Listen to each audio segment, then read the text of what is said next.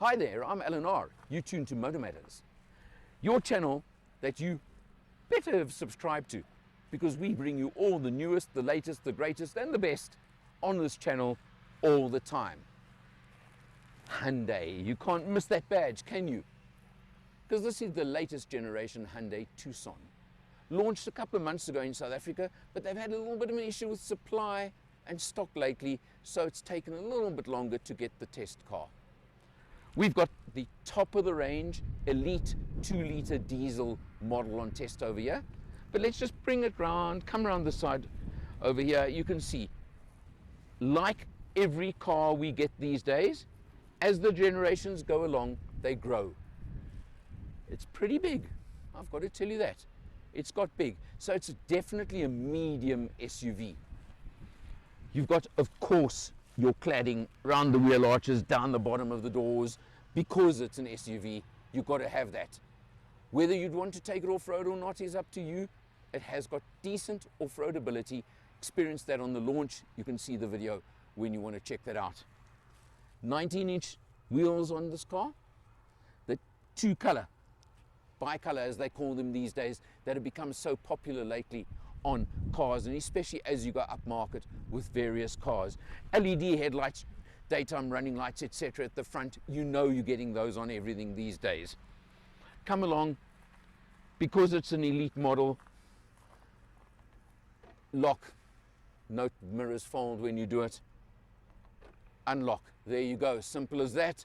Works easily, works conveniently. What Hyundai have done on a couple of their SUVs lately is, do you notice the bright strip that runs the length of the vehicle and then into the C-pillar over here? It's become a feature of their latest models. It's on the new Cretas as well, Grand Cretas. So you can immediately tell it's a Hyundai, and it looks pretty neat, pretty smart, especially if you consider the C-pillar is pretty wide. But I do like the fact that there's a nice big window there. While we're here, of course, it won't do it for me now, so let's just find the key, because in South Africa, you want locking that doesn't necessarily open the entire car in one go. It's just not safe enough anymore. But let's have a look at the back seat while I'm here. Now, what are you laughing at? It's massive. Driver's seat is set for me. I want to point that out. This is ginormous. It's huge. It really is. Headroom, look at this. More than enough with my hat on. I have no complaint. And bring it here, please. Bring it here. 2 USBs in the back. Good stuff. And aircon vents. This is what you're wanting in a family vehicle, and especially in the version that is slightly upmarket. Come around to the back. You've got the LED light strip right across the rear over there. You've got, of course, the skid plate effect over there, which you can't have a crossover or SUV without these days, because it's just not allowed. And it tells you it's the 2-litre diesel, just in case you didn't know. But let's pop this open. Interestingly, not auto opening and closing on this car.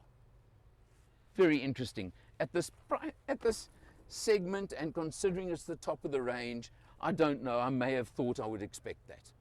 Maybe I'm being picky. Let's call it L's picky point for a change. There we go.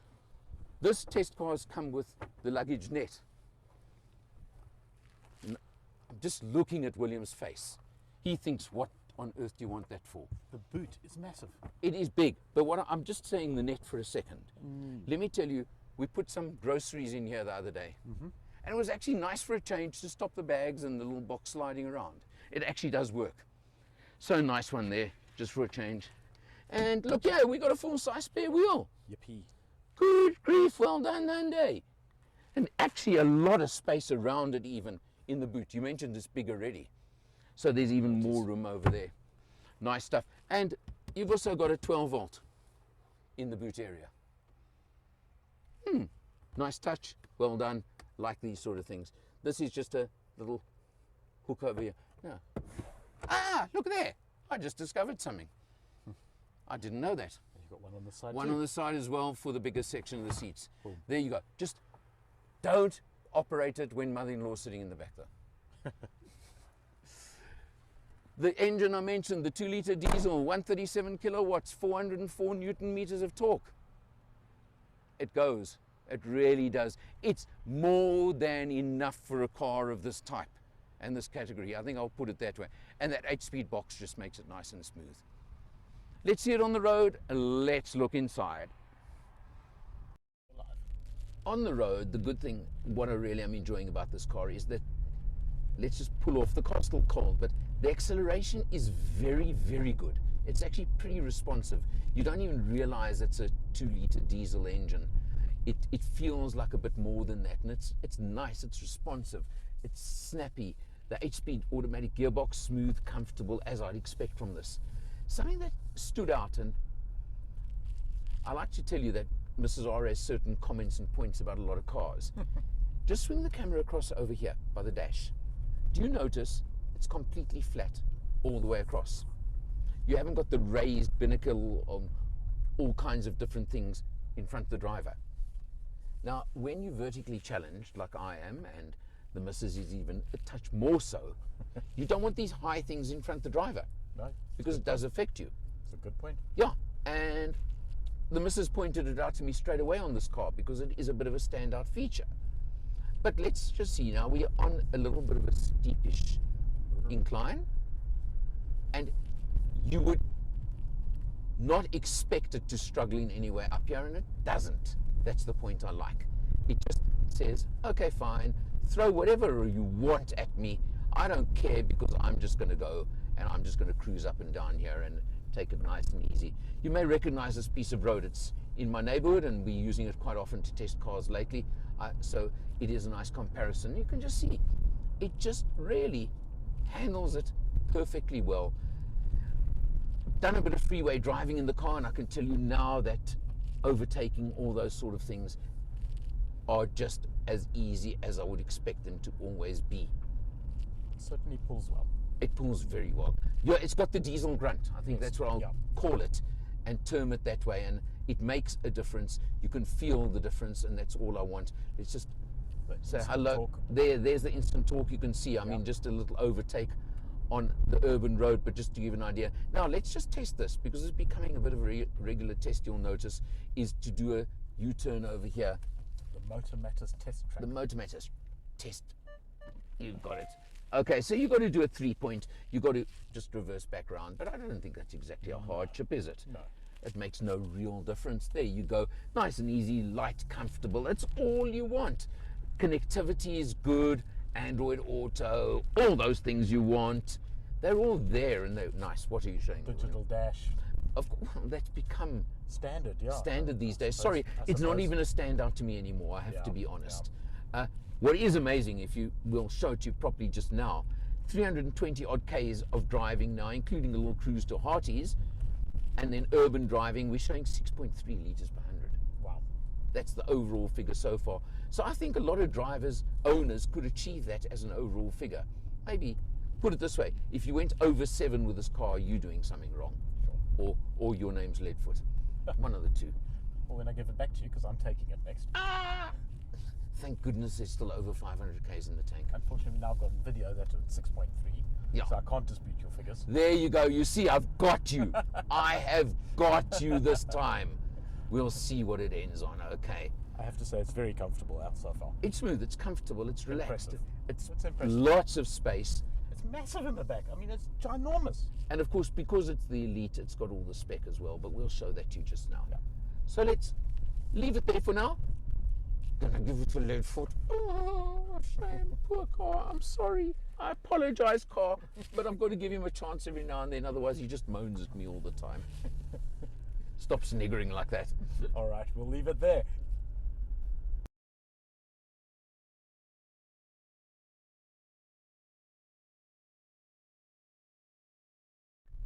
Morning, Al. Morning, Will. How's it? Hyundai Tucson. Yeah. 2-litre diesel. That's it. First impressions. Yeah. Yeah, I concur with everything you said. Oh, geez, what's wrong with you? No. Are you trying to suck up to me again for a change? No, not at all. It feels like it. The car is sublimely comfortable, sublimely good, sublimely boring. It's just does everything well. But isn't that what you expect from Hyundai these days? It's missing nothing. No, I agree. I mean, And B, hey, let's be politically incorrect for a change. It's a mom's taxi, boy. that's it. Yeah. And That's what you want from a mom's taxi. it's massive in the back, I have to say. It is. There's plenty The space. space on the car is exceptional. Don't swerve while I'm trying to film you. I'm avoiding the potholes. You know. I know it can go straight over them and through them and what have you, but I try to avoid them just out of instinct these days. The details on the car are nice. It hasn't. Did you notice the auto function for the climate control? Right. You've got 3 settings here. Okay. No, so you can have aggressive auto climate control or conservative auto climate control. Why, I don't know, but I quite like that, I must be honest. It's called quite the nice. little touches. And it's got this little diffuse button, Yes. which I haven't figured out what it does. It supposedly apparently cleans the air. It's extra filters or something like that. Wonderful. Okay, but wait. Wireless charging I have station. to show something. Mind your hand, please. Mind your hand. Note, I gave him the car showing 6.3 litres per 100. 6.4 litres per 100. And he's done not even 100 Ks, and the overall has jumped to 6.6. Lead foot in action. In that 100 Ks, it was 100% urban driving. I don't care. Except when I did lots of urban driving too. Except when I brought it back to you, and I included foot flat up a hill. So that does burn a little bit of extra. Oh, extra come on. juice. We're just proving our point, or I'm proving my point yet again. Um, And you're driving over curbs. We're not on a racetrack, man. we can drive over curbs in this thing. It doesn't notice it. The only thing I have against it is that because it does everything so well, it's a little bit bland, a little bit boring, a little bit, sort of. I'm not sure I would buy one because I'm looking for a little bit, I don't know, some character. Yeah, I know what you're saying. I don't think I would ever find myself in the past accusing Korean cars of not having character because they generally have always had. It's not that they don't have character. It's just, absolutely not. It's just does everything too well. Well, yes. Which makes it bland. It's not a criticism. Yeah, It's just it's an observation more than anything. What I do like, aside from the fact that I don't get my flappy paddles, is when you put the box into manual mode, it's a proper manual. It does not kick down. Okay. So you have full control over it, and the shifts are actually pretty quick. So if you did want to turn this thing into a track day car, you could. You wouldn't want to, you could. And I did like the vented seats. I used those. Yeah, they are nice, heated and cool. Yeah. Even in the middle of winter. And I have to say that overall the drive is smooth, effortless. Gets on with things. Good. It's good. End of discussion. It's really good. All right, And there we at go. At the pricing point, I think there's a lot going for it. Okay. Starting off behind the wheel as we always do.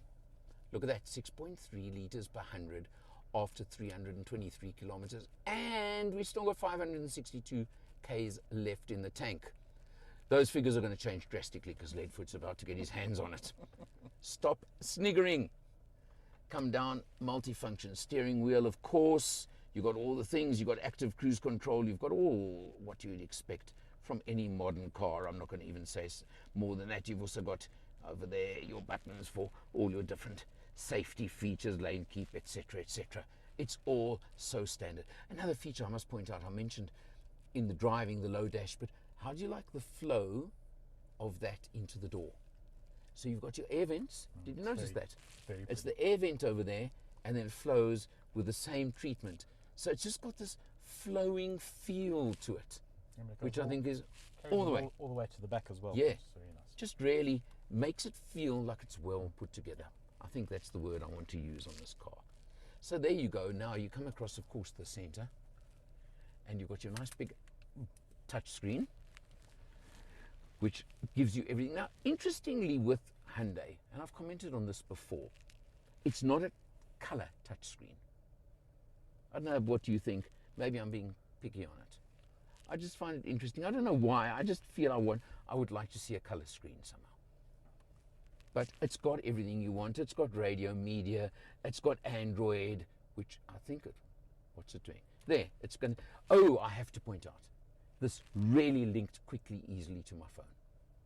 One of my tests. And yes, you, the fundi, the tech fundi between the two of us. We all know that.